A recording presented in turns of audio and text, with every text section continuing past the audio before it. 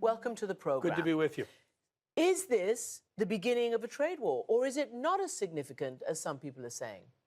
There's real risks that this is going to set off a cycle of escalation and response that could usher in a new major stretch of protectionism and a moment when the global economy seemed like it was coming into the groove. This could be enough to knock it off and out of that groove. Who are the biggest losers? I mean, he has vowed to protect the most vulnerable American workers, but we're hearing that American workers are going to be the losers, American consumers. There are 50 times as many people in the United States who work in steel-using industries as there are in steel-producing industries. 50 times. Wow. And all of them are losing because the firms they work for are now going to have 25% more expensive inputs. That can't be rational policy.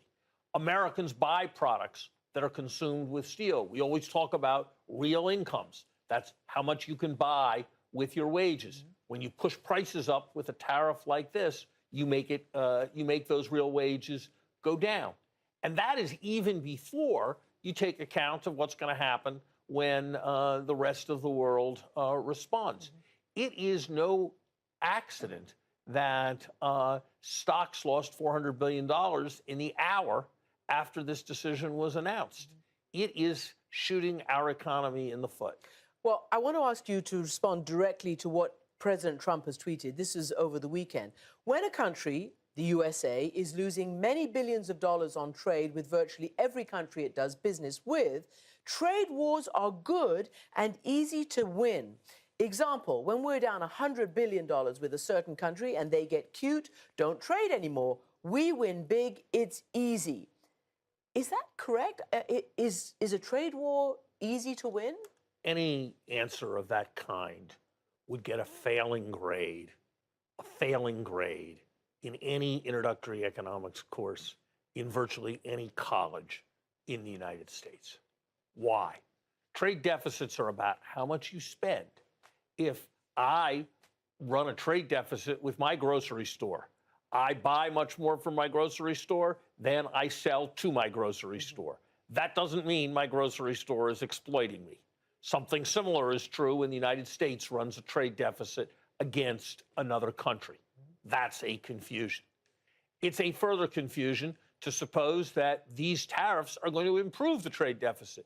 As I said a moment ago, they're going to screw up the exporting of sectors that are vastly larger than the sectors that are purportedly helped. Remember, I said the stock market lost $400 billion.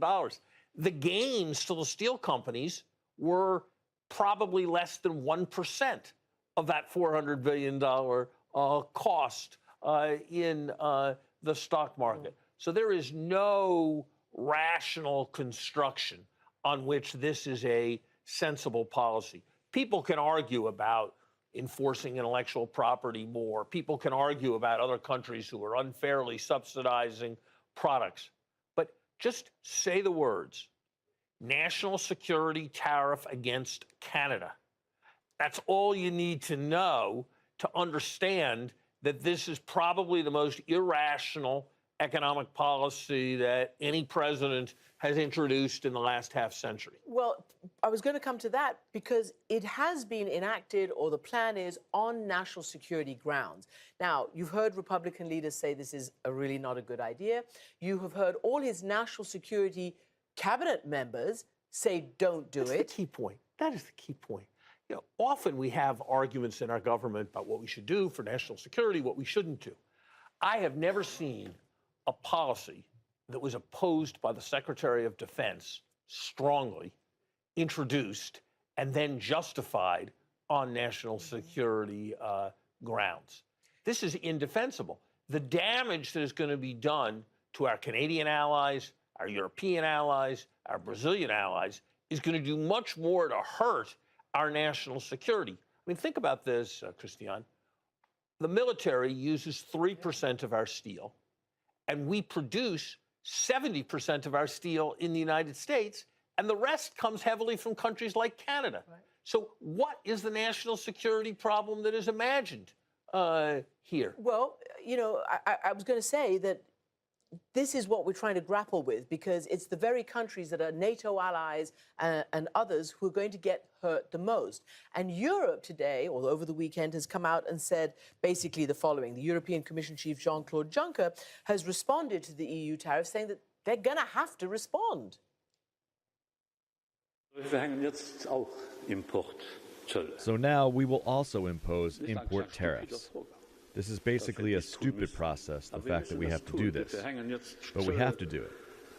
We will now impose tariffs on motorcycles, Harley Davidson, on blue jeans, Levi's, on bourbon. We can also do stupid. We also have to be this stupid.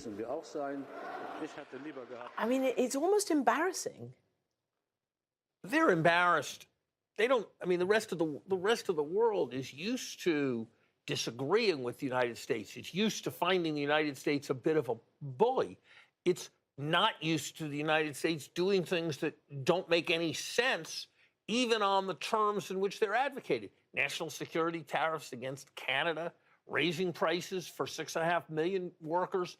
That's 6.5 million workers, you just said. Work in sectors that centrally use steel, compared to about 150,000, 130,000 who work in the steel industry. So people aren't used to seeing the United States do things that are irrational on almost any measure. And before I get to where you come in, as well as many other issues, the presidential decision-making, the cabinet decision-making, I want to ask you about China, because clearly the president signaled during the campaign that he was going to get tough on China. But apparently this actually doesn't hurt China, because it's basically exporting to the US. This is a pinprick to China, because their exports go to places other than the United States. Sure, I might or might not agree on the details, but there's a case for more aggressive trade policies with respect to China. But that is not what this is. This is a hurt our allies first policy. That is the central principle behind because the Chinese only export something like 2%. 2% of their export. 2% of their exports go to. We are 2% of their exports. So, what goes into this kind of dramatic, and the FT, which is a fairly center-right economic expert newspaper, has said the president has crossed a line and is, quote, playing with fire. What goes into the discussions that are happening in the cabinet room? And we understand that, I think Gary Cohn, one of the main economic leaders, sort of threw up his hands in frustration to all the others and said, where are your facts?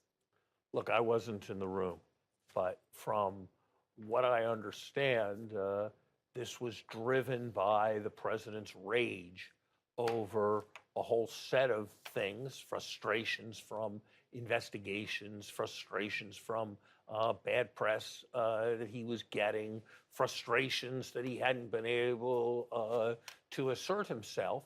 Never before has the president that I've known in the 2 administrations I was part of, and the 5 administrations I've followed closely, I've never seen a major presidential announcement of a policy when there had not yet been a piece of paper produced by the administration defining what that policy was and describing that policy.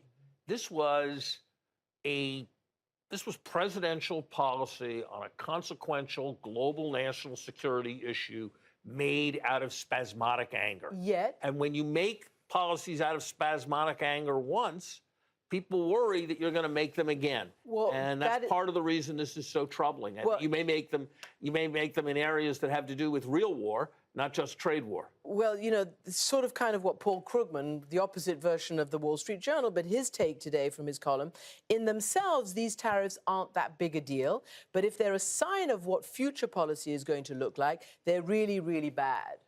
Yeah, that's exactly right. In the grand scheme of our $17 trillion, $18 trillion economy, these tariffs aren't that much. And even when they retaliate on $4 billion of product, that's really not that much relative to $17 trillion. But that's how wars start.